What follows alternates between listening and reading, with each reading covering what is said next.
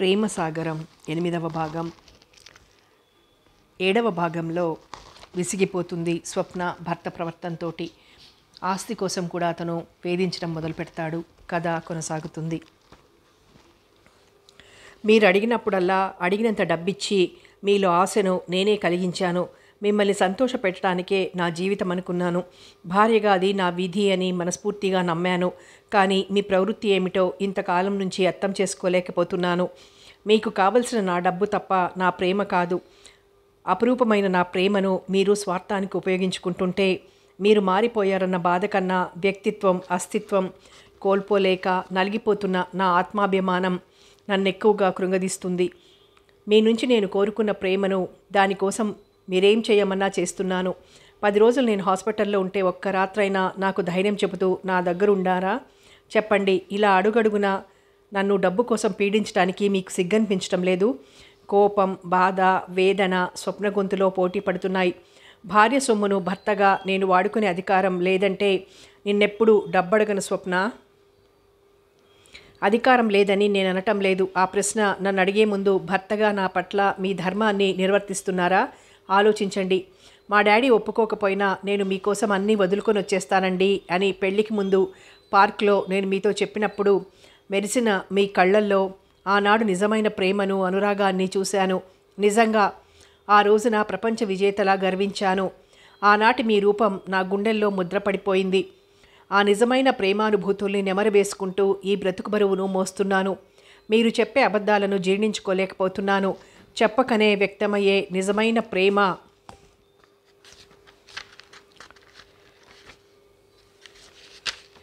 ఎంత మధురంగా ఉంటుందో నటన అంత జుగుప్సాకరంగా ఉంటుంది. నా మీద పెంచుకున్న ద్వేషంతో నేనేం చెప్పినా అది నీకు అబద్ధంగానే అనిపిస్తుంది. ఇప్పుడు మీరు చెప్పింది అబద్ధం కాదంటారా? నిన్ను డబ్బడగటానికి సిగ్గనిపించి అలా చెప్పాను. మాటల్లో, చూపుల్లో, చేష్టల్లో మీ ప్రతి అణువణువులోనూ నిండిపోయిన కృత్రిమత్వం నన్నెంతగా కృంగదీస్తుందో మీకు తెలియదు. మీరు నన్ను ప్రేమిస్తున్నానన్న భావన చాలు. ప్రేమించకపోయినా బ్రతకగలను. నటనను, మోసాన్ని నేను భరించలేను.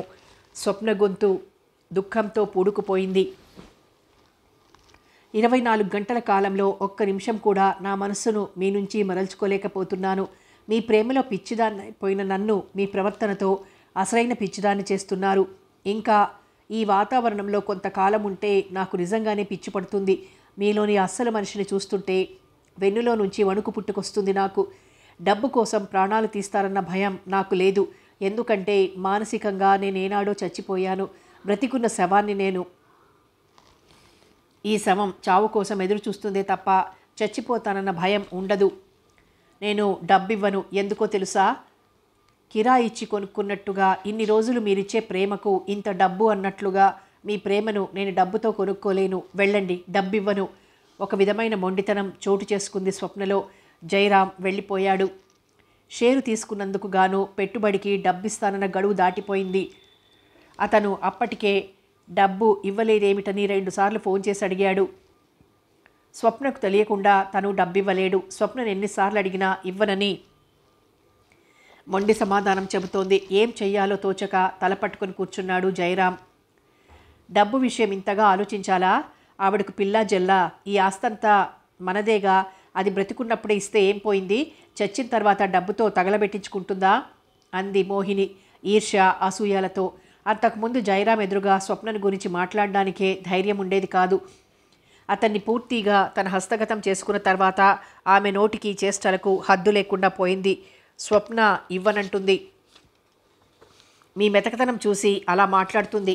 ఇవ్వనందని మీరు నోరు మూసుకుని ఊరుకున్నారా? కోపంగా అంది. ఊరుకోకేం చేయమంటావు అన్నాడు విసుగ్గా. అది కూడా నేనే చెప్పాలా? ఈ మధ్య అన్నీ నువ్వే చెప్పిస్తున్నావుగా. అతని భుజం మీదికి వంగి అతని చెంపకు తన చెంపను రాస్తూ, దానికి దిక్కా మొక్క ఎవరున్నారు? మనండల బ్రతుకుతున్న దానికి అంత గర్వమేమిటి? 4 తంతే దెబ్బలకు భయంతో పెట్టుకున్న చోట అదే సంతకం పెడుతుంది. మోహిని, నోటికొచ్చినట్లు వాగకు. ఊరుకున్న కొద్దీ నీ నోటికి హద్దు లేకుండా పోతోంది అన్నాడు కోపంగా. అతనికి స్వప్న మనసు తెలుసు, ఆమె ప్రేమ తెలుసు. అయినా మోహిని యవ్వనం, ఆమె ప్రతిరాత్రి అందిస్తున్న సుఖం అతని మనస్సుకు మైకాన్ని కలిగిస్తుంటే ఆమె మాటలకు ఎదురు చెప్పలేని స్థితికి దిగజారిపోయాడు. అతని బలహీనతల్ని కనిపెట్టి ఉపయోగించుకుంటుంది మోహిని. ఆడది అందించే సుఖం మహారాజులు సైతం సామ్రాజ్యాల్ని వదిలేసుకుని ప్రియురాలి పాదాల చెంతకి చేరుకుంటారు. మామూలు మగాడు జయరాం ఎంత మాటలతో మమతను నింపి తీపిగా ప్రేమ కబులు చెబుతూ కావ్య నాయికల రోజుకో విధంగా అలంకరించుకుని శృంగార దేవతల ఆమె శృంగార సామ్రాజ్యానికి అతన్ని రాజును చేస్తూ కాదనకుండా కౌగిలిలో ఇమిడిపోతున్న అతన్ని పూర్తిగా వశపరుచుకొని అతని చేత ఎన్నో పనులు చేయించుకుంటోంది. ఎందుకండి అంత కోపం? మీ మాట పోతుందన్న ఆలోచన కానీ మీ పరువు పోతుందని కానీ ఆలోచించకుండా డబ్బే ముఖ్యం అనుకుని డబ్బివ్వకుండా మిమ్మల్ని ఇంత బాధ పెడుతుంటే నా గుండెలు మండిపోతున్నాయి. ఏం చూసుకుని ఆవిడకంత అహంకారం అంది కావాలని అతన్ని రెచ్చగొడుతున్న ధోరణిలో మోహిని. జయరాం ఏం మాట్లాడలేదు. అయినా ఆవిడకేమిటి అంత మొండితనం? మోహిని, కాసేపు నన్ను విసిగించకుండా ప్రశాంతంగా ఉండనివ్వు. అవునులేండి, మీకోసం తాపత్రయపడే నేను మీకు పరాయిదాన్ని, ఆ రాక్షసి మీకు దేవత అంది. నిన్న ఆ మాట అనొద్దని ఎన్నిసార్లు చెప్పాను. సరే అనను అంది నవ్వుతూ. నీ దగ్గర డబ్బేమైనా ఉందా? ఉంది. ఎంతుంది? 1,00,000 రూపాయలు. ఉలిక్కి పడ్డాడు జయరాం అంత డబ్బుందని చెప్పగానే. మై గాడ్, నీ దగ్గర అంత డబ్బుందా? అప్పుడప్పుడు మీరు ఇచ్చిన డబ్బు ఖర్చు పెట్టుకోగా మిగిలింది దాచిపెడితే 1,00,000 రూపాయలుంది. విడిగా ఉంటే ఖర్చు అవుతుందని నా పేర ఫిక్స్డ్ డిపాజిట్ చేశాను. 6 సంవత్సరాల వరకు తీయటానికి వీల్లేదు అంది. ఆకాశానికి ఎగిరిన అతని ఉత్సాహం చప్పున చల్లారిపోయింది. ఏడవలేకపోయావు? డిపాజిట్ చేసే ముందు నాకు చెప్పకూడదా? వెదవ తెలివితేటలు ప్రదర్శించావు. అంత డబ్బు బ్యాంకులో దాచే కంటే బిజినెస్లో పెట్టుబడి పెడితే అంతకు 3 రెట్ల సంపాదించవచ్చు అన్నాడు కోపంగా. ఎంత సంపాదించినా ఆవిడ గారికి దాసోహం అంటూ బ్రతకడమేగా అంది వ్యంగ్యంగా. డబ్బు ఎలా అన్న ప్రశ్న అతని అంతరంగాన్ని వేధిస్తోంది. సమయాలు తెలుసుకోకుండా విసిగిస్తున్న స్వప్న మీద అంతులేని కోపం వస్తోంది. ఆవిడ గారి చేత మీకు సంతకం పెట్టించుకోవటం చేత కావటం లేదంటే ఎవరైనా నవ్వుతారు. రేపు మిగతా పార్ట్నర్స్ ఏమంటారో తెలుసా? మీ భార్య మీకు డబ్బివ్వలేదా? పెళ్ళానికి భయపడే మీరు షేర్ ఎందుకు తీసుకున్నారని అడుగుతారు. వాళ్ళు అడిగే ప్రశ్నలకు ఏమని సమాధానం చెబుతారు? ఎలా తలెత్తుకు తిరుగుతారు? జయరాంని ఎలాగైనా రెచ్చగొట్టి స్వప్న మీదకి పంపించి డబ్బు రాబట్టాలని మోహిని ఉద్దేశం. అందుకోసం అతన్ని ఎన్ని విధాల రెచ్చగొట్టాలో అన్ని విధాలా రెచ్చగొట్టింది. కందిరీగల అతని చెవిలో రొదపెట్టింది. అయినా అతను అక్కడి నుంచి కదల్లేదు. మోహిని, జయరాం భోంచేస్తున్నారు. వరలక్ష్మి వాళ్ళ కొడ్డిస్తోంది. రాములమ్మను వాళ్ళు ఏ పని చెయ్యనీయటం లేదు. ఆమెకు వెళ్ళమన్నా ఇల్లొదలకుండా స్వప్నను కనిపెట్టుకుని ఉంటుంది. స్వప్న బయటికెళ్ళినా లాన్లో కూర్చున్న బాడీగార్డ్లా ఆమెను కనిపెట్టుకుని ఉంటుంది. అలా ఉండమని స్వప్నకు తెలియకుండా రఘునాథ్ చెప్పాడు. రాములమ్మ అవసరాలకు డబ్బు కూడా అతనే ఇస్తున్నాడు. ఒంటరిగా కూర్చుని గదిలో విసుగెత్తిపోయింది స్వప్నకు. రాములమ్మను తీసుకుని స్కూల్కి వెళ్ళొద్దామని మెట్లు దిగుతోంది. మెట్లు హాల్లో నుంచి ఉంటాయి. మెట్ల దగ్గరగా ఉంటుంది డైనింగ్ హాల్. వరలక్ష్మి మాటల్లో రఘునాథ్ పేరు వినిపించడంతో అప్రయత్నంగా నిలబడిపోయింది స్వప్న. ఆమె వెనకే నడుస్తున్న రాములమ్మ కూడా అలాగే నిలబడిపోయింది. ఆవిడెందుకు ఇస్తుంది బాబు డబ్బు? నువ్వు ఉట్టి అమాయకుడు కాబట్టి ఇన్ని రోజుల నుంచి ఆ మాయలాడి ఆడుతున్న నాటకాన్ని కనిపెట్టలేకపోయావు. వింటున్న స్వప్నకు తను నిల్చున్న మెట్లు కదులుతున్నట్లు అనిపించింది. వాడు లేడు ఆ రఘునాథ్. ఇన్ని రోజుల నుంచి పెళ్లి పెటాకులు లేకుండా ఎందుకున్నాడు అనుకుంటున్నావు? అన్ని అవసరాలు తీరుతుంటే పెళ్లి చేసుకోకపోతే మాత్రం ఏం? వరలక్ష్మి మాటలు కత్తుల్లా ఆమె గుండెను చీల్చేస్తున్నాయి. ఆమె మాటల్లోని వ్యంగ్యం, తేలికతనం భరించలేకపోయింది. సింగారించుకొని ఈ మహాతల్లి రోజు వాడి దగ్గరికి వెళ్తుంది. పిల్లి పాలు తాగుతూ తననెవరూ చూడటం లేదనుకుంటుందట. అలా సాగుతోంది వీళ్ళ రంకుతనం. నలుగురు 4 రకాలుగా అనుకుంటున్నారు ఇప్పటికే మన కుటుంబం గురించి. అందరికీ తెలిసిన ఈ విషయాలు నీకు మాత్రం తెలియటం లేదు. ఆడది చెడితే అందుకు కారణం మొగుడే అనుకుంటారు. అడుగులు అడిగేస్తూ అక్కడికొచ్చి నిల్చుంది స్వప్న. ఆమె కళ్ళు నిప్పులు కురుస్తున్నాయి. రాక్షసి, నేను చెడిపోయానా? నీలాంటి వాళ్లను బ్రతకనిస్తే నాలాంటి వాళ్ల కాపురాలు కూలిపోతాయి. నిన్ను బ్రతకనీయకూడదు అంటూ వరలక్ష్మి గొంతు పట్టుకుంది స్వప్న. అనారోగ్యంతో శిథిలమైన శరీరంతో ఉన్న స్వప్న బలం తెగ తిని మదపుటేనుగులా బలిసిపోయిన వరలక్ష్మి బలం ముందు ఏ పాటిది? బాబోయ్, చంపేస్తుంది అని అరుస్తూనే తలతో బలంగా స్వప్న గుండెల మీద పొడిచింది. నీకెంత ధైర్యమే అంటూ మోహిని స్వప్న చెంపలు రక్తం చిమ్మేలా కొట్టింది. నీరసంతో కళ్ళు తిరిగి వాళ్ళు కొట్టిన దెబ్బలకు స్పృహ తప్పిపోయిన స్వప్నను చేతులతోనే కాకుండా కాళ్లతో కూడా తన్నారు. జయరాం బలవంతంగా వాళ్ల నుంచి స్వప్నను వేరు చేసి దెబ్బలతో కందిపోయి రక్తపు ముద్దలా ఉన్న ఆమె శరీరాన్ని 2 చేతులతో ఎత్తుకుని ఆమె రూంలోకి తీసుకెళ్లి పడుకోబెట్టాడు. రాములమ్మ ఏడుస్తూ సపర్యలు చేస్తోంది. పాపం, అంతకంటే ఏం చేయగలదామే? తలతో కొట్టడం మూలంగా ఛాతీ మీద బాగా దెబ్బ తగిలింది. స్పృహ తప్పి కింద పడినప్పుడు డైనింగ్ టేబుల్ అంచు తగిలి నుదుటి మీద గాయమైంది. ఆ గాయం నుంచి ఇంకా రక్తం స్రవిస్తూనే ఉంది. డాక్టర్కి ఫోన్ చేద్దామంటే దెబ్బలెలా తగిలాయని అడుగుతాడేమో. తీగలాగితే డొంక కదిలినట్టుగా విషయమంతా బయటకొస్తుంది. డాక్టర్ ద్వారా ఆ విషయం రఘునాథ్కి తెలిసిందంటే పోలీస్ రిపోర్ట్ ఇచ్చి ముగ్గురిని కటకటాల వెనక్కి పంపిస్తాడు. అందుకే డాక్టర్కి ఫోన్ చేయకుండా ఆమెను చూస్తూ కూర్చున్నాడు. రాములమ్మ కళ్ళు వర్షిస్తూనే ఉన్నాయి. తెల్లవారుజామున 4 గంటల సమయంలో తెలివొచ్చింది స్వప్నకు. ఏడుస్తూ ఆమె ముఖంలోకి చూస్తూ కూర్చున్న రాములమ్మ కనిపించింది. జరిగిందంతా గుర్తుకు తెచ్చుకోవటానికి ప్రయత్నిస్తోంది. అమ్మా, మంచినీళ్లు తాగు. స్వప్న తలను తన గుండెలు కాంచుకొని ఆమె నోటికి మంచినీళ్ల గ్లాస్ అందించింది రాములమ్మ.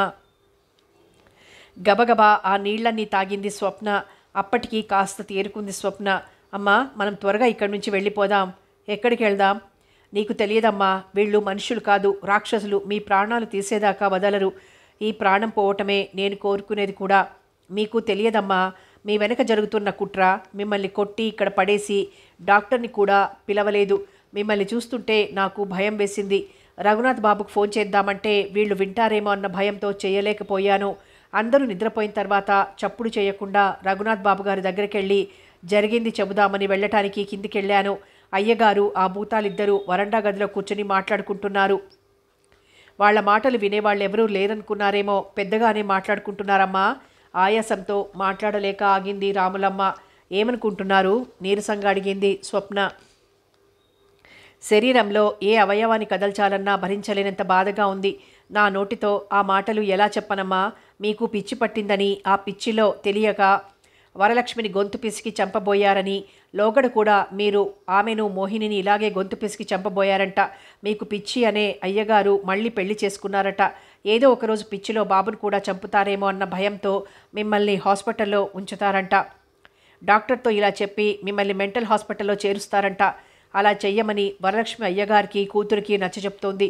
డాక్టర్ అలా ఒప్పుకోకపోతే అతనికి కొంత డబ్బిచ్చి మిమ్మల్ని హాస్పిటల్లో చేర్చుకునేలా చేస్తారంట.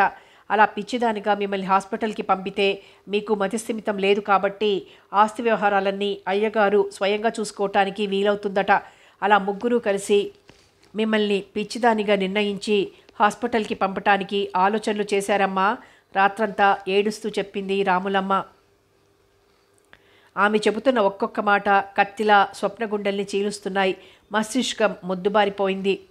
ఆలోచనల తీవ్రతతో, మానసికమైన క్షోభతో ఆమె హృదయం నలిగిపోతోంది. గతం తాలూకు జ్ఞాపకాలు గుండె అట్టడుగు పొరల్లోంచి పైకొచ్చి ఆమెను ఉక్కిరి బిక్కిరి చేస్తున్నాయి. నేను ప్రేమించిన జయరామేనా నన్ను పిచ్చిదానిలా సృష్టించి హాస్పిటల్కి పంపించాలనుకుంటున్నది?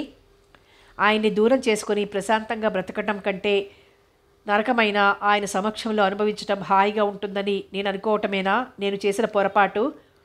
బై గాడ్, డబ్బు కోసం మనుషులు ఇంత నీచానికి దిగజారిపోతారా?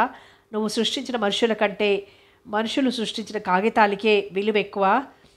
నాకు నేను పూర్తిగా అర్పించుకోవటం ద్వారానే ఆయన్ని పూర్తిగా పొందగలను అనుకున్నాను.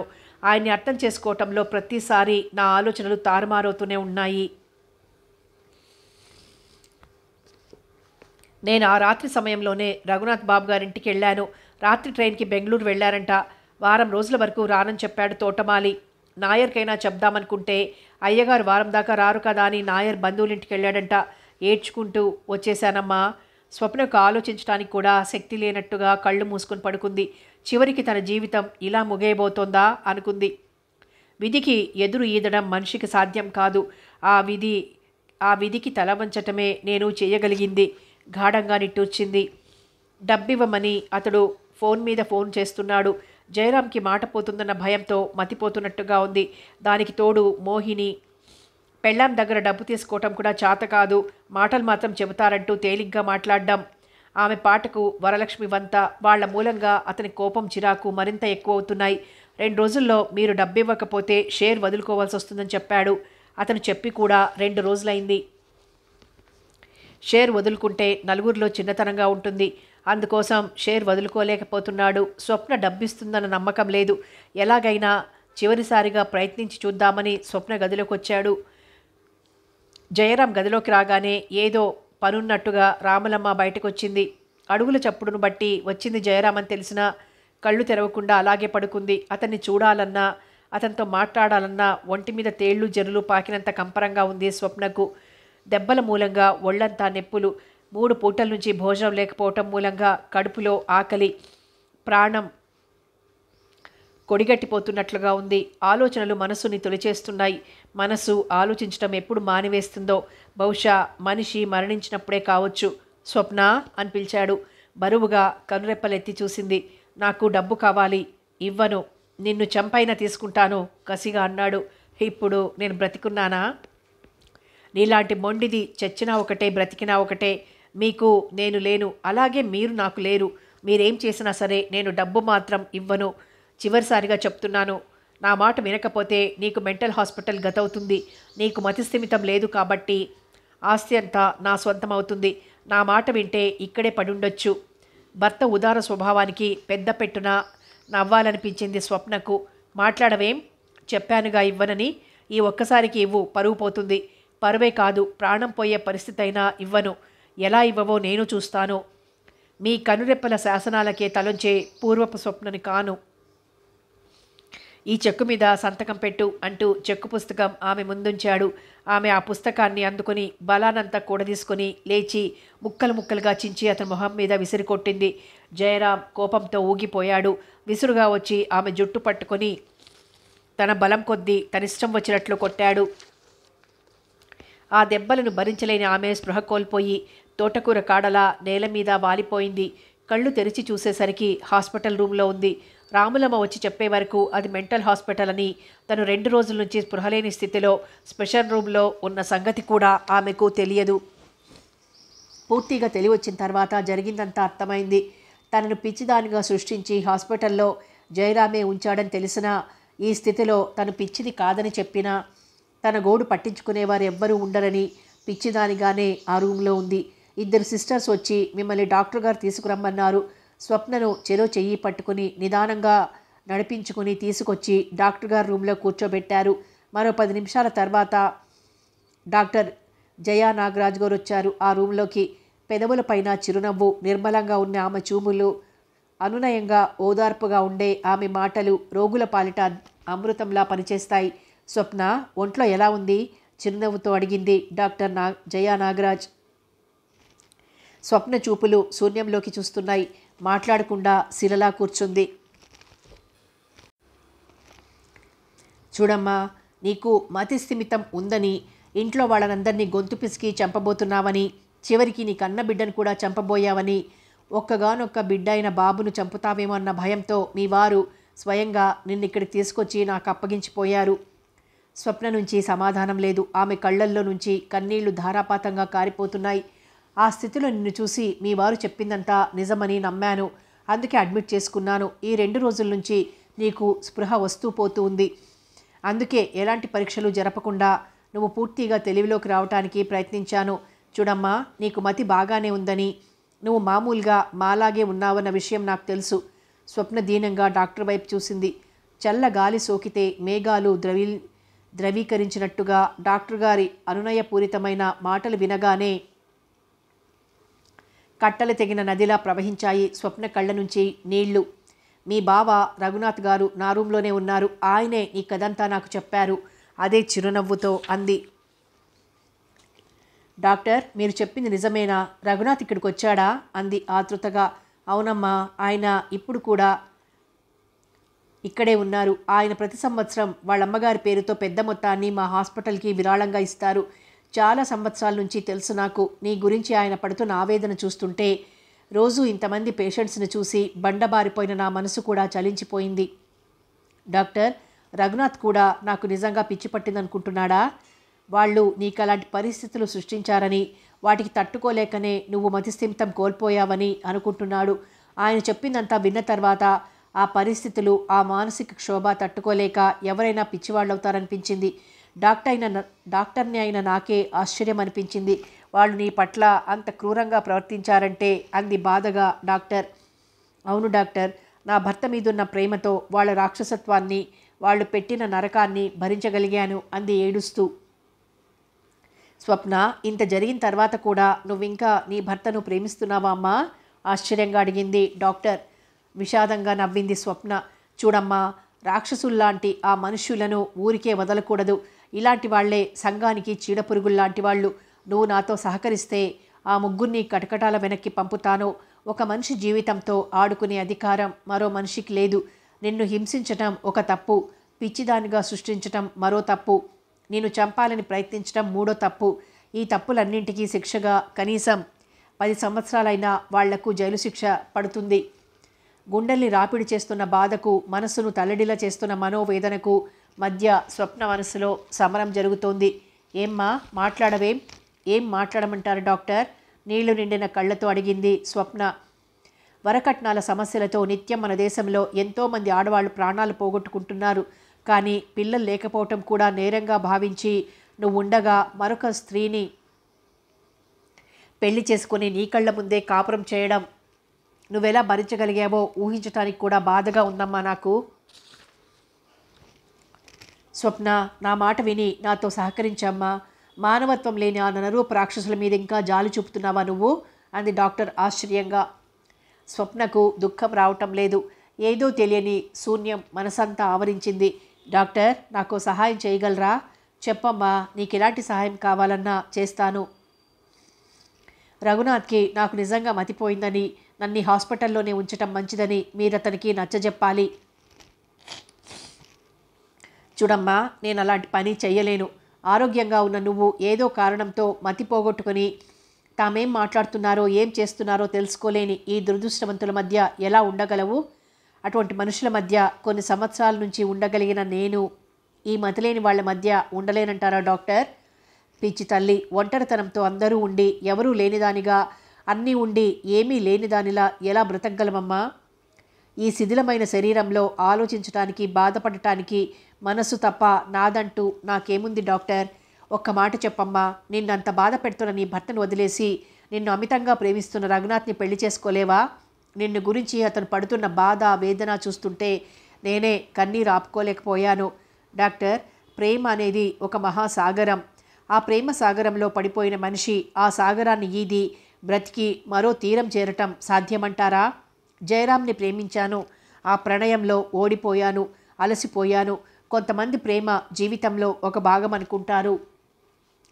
నేను ప్రేమే జీవితం అనుకున్నాను, ప్రేమే ప్రపంచం అనుకున్నాను, ప్రేమే ఊపిరిగా బ్రతుకుతున్నాను. అందరినీ ఎదురించి అతన్ని చేసుకున్నాను. నా జీవితం నాశనమైందన్న దిగులుతోనే మా డాడీ, మమ్మీ పోయారు. అయినా ఆయన ప్రేమలో వాళ్లను తేలిగ్గా మర్చిపోగలిగాను. అతనికి మోహిన్తో సంబంధం ఉందని తెలుసుకున్న రోజునే అతనికి దూరంగా ఉండాలనుకున్నాను. నా నిర్ణయాన్ని కొన్ని గంటలు కూడా అమలు చేయలేకపోయాను.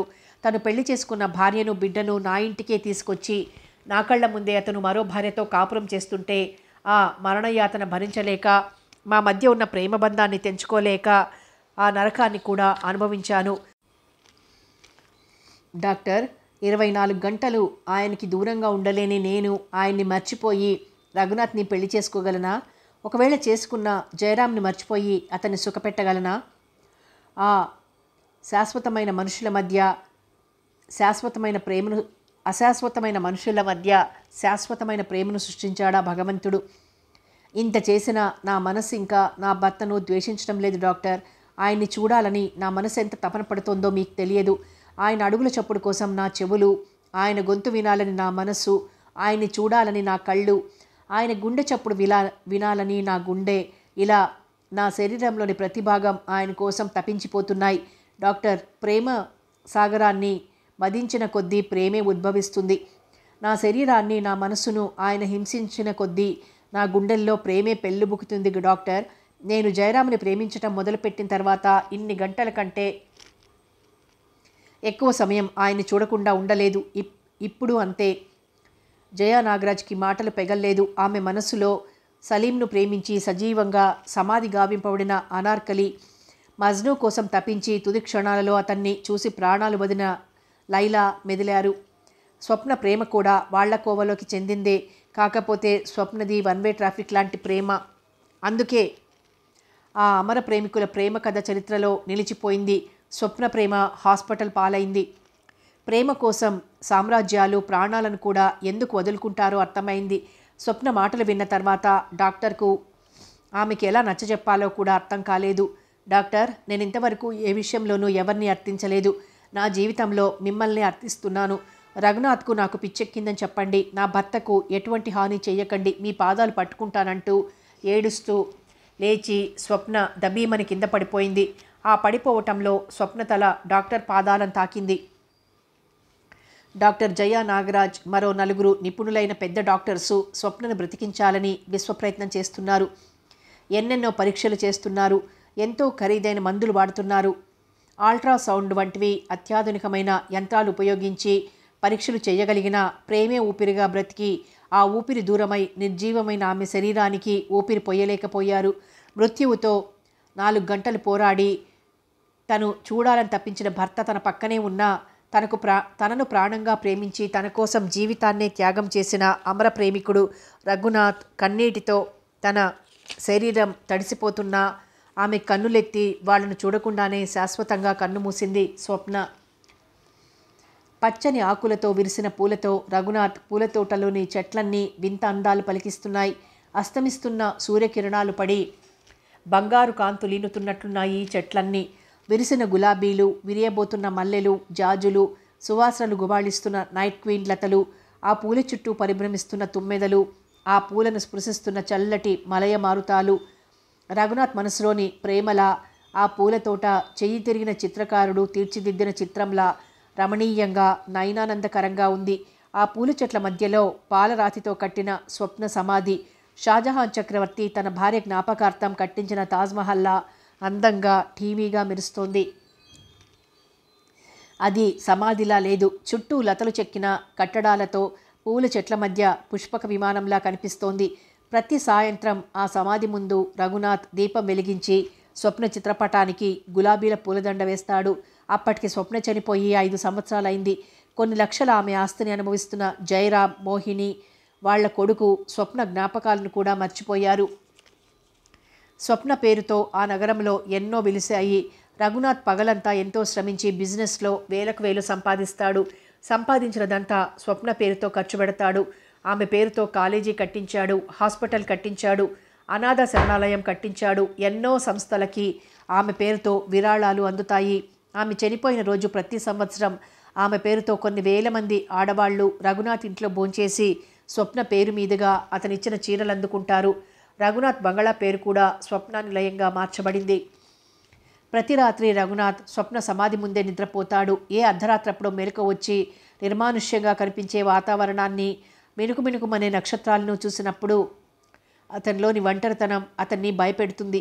అనుభవాల్ని, అనుభూతుల్ని పంచుకోవటానికి తనకెవరూ లేరనుకుని కన్నీరు తిరిగే సమయంలో స్వప్న సమాధి వైపు చూస్తే ఆమె తనకు తోడుగా ఉన్నట్లు అనిపిస్తుంది.